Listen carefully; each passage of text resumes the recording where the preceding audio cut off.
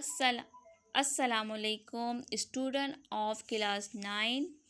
I am a teacher of physics.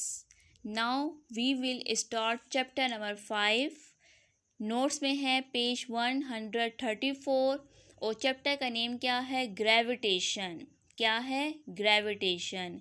Gravitation का क्या means है, क्या मतलब है? कशिश सकल भी कहते हैं और ज़मीन की कशिश भी कहते हैं। ग्रेविटेशन का मतलब कशिश सकल भी है और ज़मीन की कशिश भी है। अब न्यूटन, अब आपके पास क्वेश्चन में है state and explain Newton law of universal gravitation. Newton ये ग्रेविटेशन जो डिस्क्राइब हुई थी, इसको डिस्क्राइब किया था न्यूटन ने। अब न्यूटन लॉ जब डिस्क्राइब हुआ था तो इसकी अपनी हिस्टोरिकल बैकग्राउंड है। इसकी एक स्टोरी थी जिस पे न्यूटन ने एक्सपेरिमेंट किया, अपनी प्रिडिक्शन दी, थ्रू एक्सपेरिमेंट ऑब्ज़र्व किया, फिर उसने अपने नेम से एक लॉ बनाया जिसको हम कहते हैं न्यूटन लॉ। क्या कहते हैं? Newton law. अब इसकी हिस्टोरिकल बैकग्राउंड क्या है? वो ये है कि न्यूटन एक दिन बाग में बैठा हुआ था और उसके करीब ही एक सेब का दरख्त था कि अचानक सेब दरख्त से ज़मीन पे आ गिरा। तो जब सेब ज़मीन पे आके गिरा था तो न्यूटन ने ये चीज़ सोची कि सेब ज़मीन पे आके क्यों गिरा, यानी ज़मीन के अंदर ऐसी कौन सी फोर्स, कौन सी कशिश मौजूद है जो कि चीज़ों को अपनी तरफ अट्रैक्ट करती है।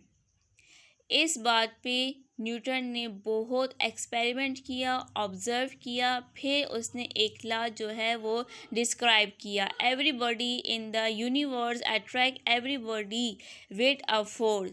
कहते हैं इस ज़मीन के ऊपर जितने भी बॉडीज़ हैं, जितने भी जिस्म हैं, वो एक दूसरे को अट्रैक्ट करते हैं अपनी तरफ। किसके साथ? फोर्स के थ्रू। किसके थ्रू? फोर्स के थ्रू। कोई एक ऐसी कुव्वत होती है जो हर बॉडी दूसरी बॉडी को अट्रैक्ट करता है अपनी तरफ, और वो फोर्स जो है, वो अट्रैक्शन जो है वो ज़्यादा भी हो सकती है और कम भी हो सकती है।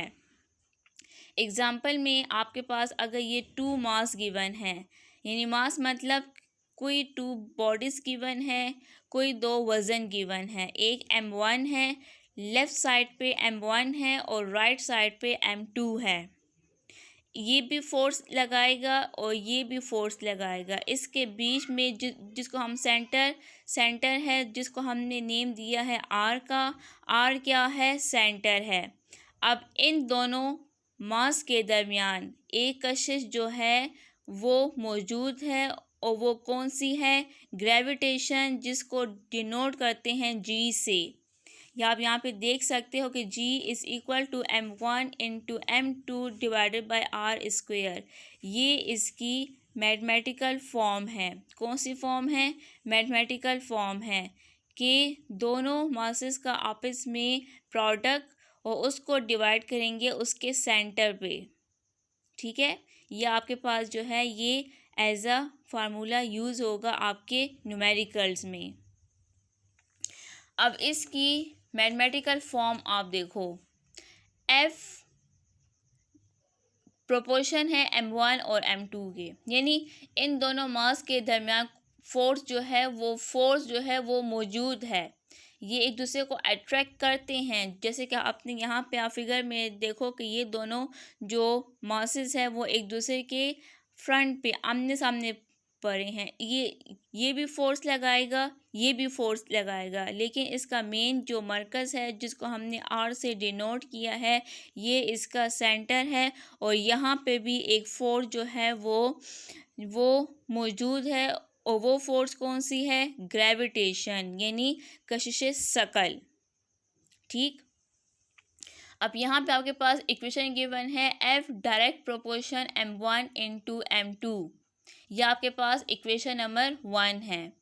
ठीक है, अब आपको पता है कि M1 और M2 क्या है, टू मासेस है, और इन टू मासेस के दरमियान एक फोर्स जो है वो लाई करती है, उसको हम लोग F से डिनोट करते हैं। F mean force. फिर जब हम इसको मज़ीद सिंप्लीफाई करते हैं, F डायरेक्ट प्रोपोर्शन 1/r²। अब 1/r², इसको हम लोग मज़ीद अगर सॉल्व करें तो F direct proportion M1 into M2। ठीक। अब F is equal to G, इस साइन की जगह आ जाएगा G M1 M2/r²। ये G क्या है, ये G डिनोट करता है ग्रेविटेशन को, कि ज़मीन के अंदर कशिश मौजूद होती है। दो जिस्म के दरमियान भी कशिश जो है वो मौजूद होती है। वो फोर्स करते हैं एक दूसरे को अपनी तरफ अट्रैक्ट करने के लिए, उनके फोर्स यूज़ करते हैं, और वो डिवाइड होता है किस पे, r², यानी सेंटर ऑफ टू मासेस। ये टू मासेस के दरमियान का सेंटर है।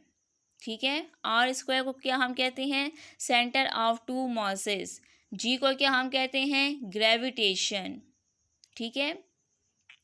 अब जब g यहाँ पे है तो इस g की भी कोई वैल्यू जो है वो एग्जिस्ट करती है।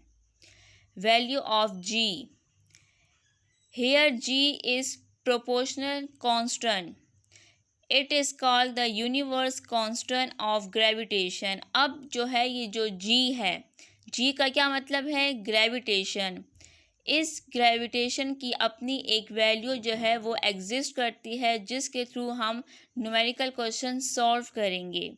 ठीक है ना। और इस g की वैल्यू जो है वो कांस्टेंट होती है। It value is same everywhere, ये वैल्यू सेम होती है हर जगह के लिए। ये नहीं है कि अगर वो ऊपर है तो उसकी जी की वैल्यू अलग है, अगर वो डाउनवर्ड पे है तो उसमें जी की वैल्यू अलग है। नो, जी की वैल्यू इसमें कांस्टेंट होती है। जी का क्या मतलब है, ग्रेविटेशन। और ये वो फोर्स होती है जो कि चीज़ों को अपनी तरफ अट्रैक्ट करता है। ठीक है ना। तो यहाँ पे जी की वैल्यू जो है कांस्टेंट होती है हर जगह के लिए। ठीक है ना। चाहे वो जो भी जगह हो, कोई भी प्लेस हो, उसमें जो ग्रेविटेशन है, जो जी की वैल्यू है वो कांस्टेंट ही होती है। It value is same everywhere. SI unit value is, अब SI सिस्टम इंटरनेशनल, SI को क्या हम कहते हैं, system international unit value is 6.67 multiply 10⁻11 newton metre square G-2। ये जो है ये ग्रेविटेशन की वैल्यू है। इसको हम लोग न्यूमेरिकल्स में सॉल्व करेंगे। आपने इस वैल्यू को याद रखना है। अब आप यहाँ पे फिगर में देखो, ये हमारे पास ज़मीन है। ठीक है ना। अब ज़मीन के अंदर जो फोर्स पाई जाती है उसको क्या हम कहते हैं, ग्रेविटेशन।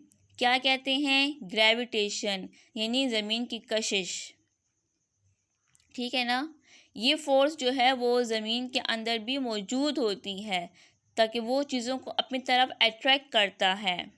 ठीक है ना। अब यहाँ पे आप इसकी एग्ज़ाम्पल यूँ लो, जैसे हम लोग सीढ़ियाँ ऊपर चढ़ते हैं तो हमें ज़्यादा फोर्स लगानी पड़ती है, क्योंकि बॉडी और ज़मीन के दरमियान जो है वो अट्रैक्शन होती है।